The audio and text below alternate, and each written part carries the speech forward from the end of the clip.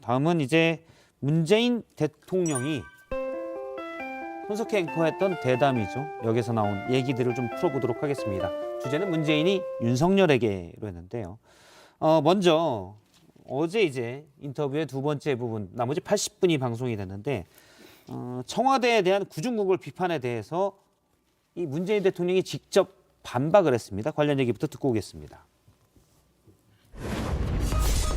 제가 적어도 코로나가 이렇게 유행하기 이전의 2017년, 18년, 19년 요 기간 동안은 대단히 활발하게 현장을 다녔고 굉장히 많은 국민들과의 직접적인 소통들이 있었기 때문에 구중궁궐 청와대 이런 이미지가 싹 없어졌어요.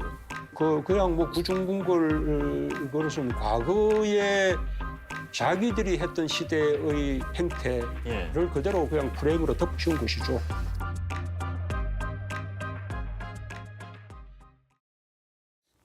청와대 이전에 대해서 문 대통령이 강하게 불만을 좀 얘기를 했습니다. 먼저 국민의힘에 먼저 여쭤볼까요? 어떻게 보십니까? 별로 좋아하지 않으시는 것 같아요. 예. 앞서 얘기했던 통합과 화합, 새 정부가 잘 되기 위해서 조금 다른 생각이 있더라도 아쉬움이 있다.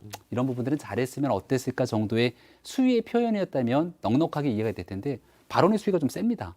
근데 문재인 대통령 입장에서는 불편할 것 같아요. 예. 지금까지 있었던 5월 9일 이제 임기를 마치고 떠나게 되면 그 공간들을 있는 그대로 5월 10일 국민께 개방이 되게 되는데 국민들이 직접 쭉 둘러보시고 이런 구중궁궐 안에서 있었던 것인가에 대한 혹시 비판의 여지들이 있는 건 아닌가 등에 대한 좀 불편한 속내가 있는 것은 아닌가 싶은데 일단 뭐 대통령은 대담에서 그 얘기도 했는데요.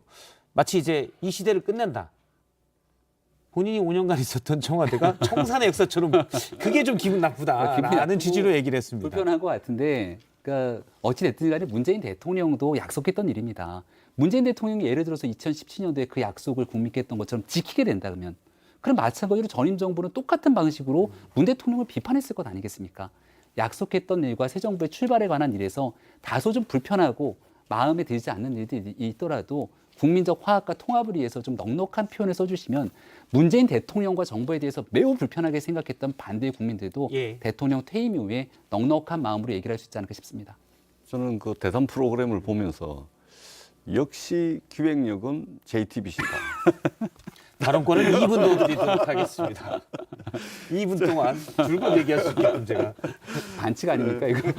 아니 저는 진직하시지. 저는 그걸 보면서 이게 JTBC의 기획력은 정말로 남다르다 그런 이제 생각을 했습니다. 어떻게 이게 지금 이게 진언해잖아요. 물러나는 권력인데 이건 어떻게 보면은 역사적 기록물로서 이 저작권이 JTBC에 있는 거 아닙니까? 예. 기록물로서 역사적 기록물, 역사적 다큐멘터리물로서 저는 정말로 탁월한 기획이었다 이런 이제 생각이 우선 들더라고요. 그 다음에 이 청와대는 저는 그렇습니다. 여당이든 야당이든 문재인 대통령이든 윤석열 당선자든 또 추후에 오게 될 물러날 정권과 새로운 정권 사이에 뭔가 좀 이제는 우리가 이룬 성과라는 것이 이전 대통령의 공과가 다 있긴 하지만 결국은 국민들의 역량을 모아내가지고 국민들이 이룬 성과입니다. 그런 측면에서 본다면 어떤 청산주의적이고 단절주의적인 그런 관점이 아니고 개선과 혁신이라는 관점에서 좀 봐줬으면 좋겠다. 청와대 이전의 문제도 마찬가지다. 알겠습니다. 다음 얘기도 좀 들어볼 텐데요.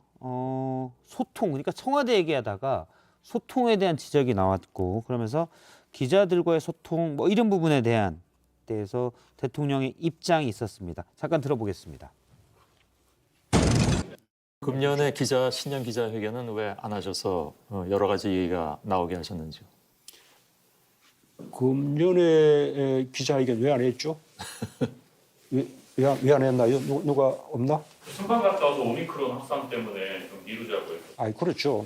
그러고 또 청와대 기자단하고 산행도 했었고, 그다음에 또 이제 오픈하우스도 했었고, 녹지원에 초대해서 하는 또 뭐 이런 여러 가지 계획들이 있었는데, 그럴 때마다 코로나가 다시 확산한다거나 뭐 이 상황들이 생겨가지고 나는 우리가 처한 그 환경에서는 최대한의 그 소통을 했었다고 생각하고요. 예, 소통에 대해서 얘기를 했는데요. 저는 약간 생각이 일단 뭐 오픈하우스 행사, 녹지원 초대 이런 계획들이 있었다고 했는데 사실 기자들과의 소통은 뭐 이건 행사지 소통이라고 볼 수는 없는 부분이잖아요. 분명한 것은 예. 소통이 부족한 건 분명합니다. 왜냐하면 아 지금 대통령이 아니, 그럼 소통 많이 했다고 근데 부족하다고 저는 부족하다고 생각합니다. 역시, 왜냐하면 대통령이든 국회의원이든 같은 정치인 입장에서 볼 때 당장 저만 하더라도 그렇습니다.